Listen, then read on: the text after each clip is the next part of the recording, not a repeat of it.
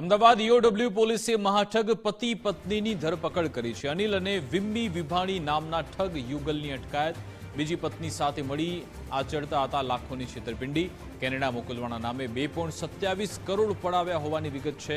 અધિકારી સાથેના ફોટો બતાવી લોકોને ફસાવતા વૈભવી જીવન માટે 15 લોકો સાથે કૌભાંડ કર્યું। પોલીસે 20 કરોડની કિંમતની વૈભવી ગાડી જપ્ત કરી। 10 બેંક એકાઉન્ટ 3 લોકર ફ્રીઝ કર્યા। દીકરીના લગ્નમાં 30 તોલા સોનું આપ્યાની પણ કબૂલાત કરી। કુલ 20 કરોડથી વધુનું ફ્રોડ આચર્યાની પોલીસની આશંકા। વર્ષ 2012માં અનિલે પ્રથમ પત્નીની હત્યા કરી।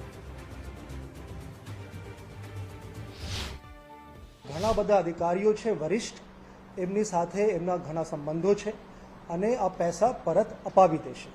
આ વિશ્વાસમાં લઈને અરજદારશ્રી દ્વારા આરોપીને 2.27 કરોડ રૂપિયા આપવામાં આવ્યા।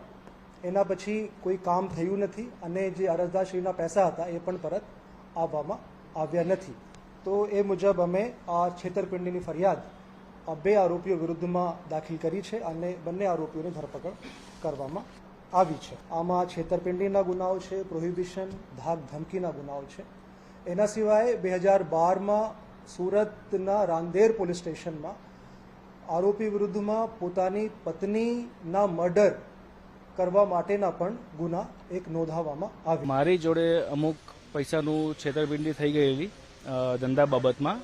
એના પછી મને જે તે વ્યક્તિ જેની મેં ફરિયાદ દાખલ કરી છે એ મારા સંપર્કમાં આવ્યા અને એમને મને કીધું કે જે તે પ્રોબ્લેમ છે એનું સોલ્યુશન હું તને 2 અઠવાડિયામાં કાઢીને આપી દઈશ અને જે તે વસ્તુ માટે આપણે જે તે વ્યવહાર કરવો પડશે એટલે એના માટે તમારે પૈસા મૂકવા પડશે।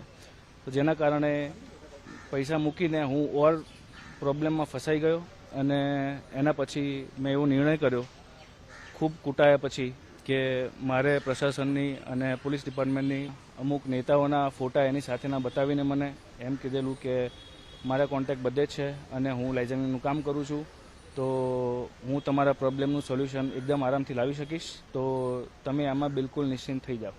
2 કરોડ માંગ્યા હતા કે વધારે માંગ્યા હતા ને આટલા આપ્યા હતા તમે?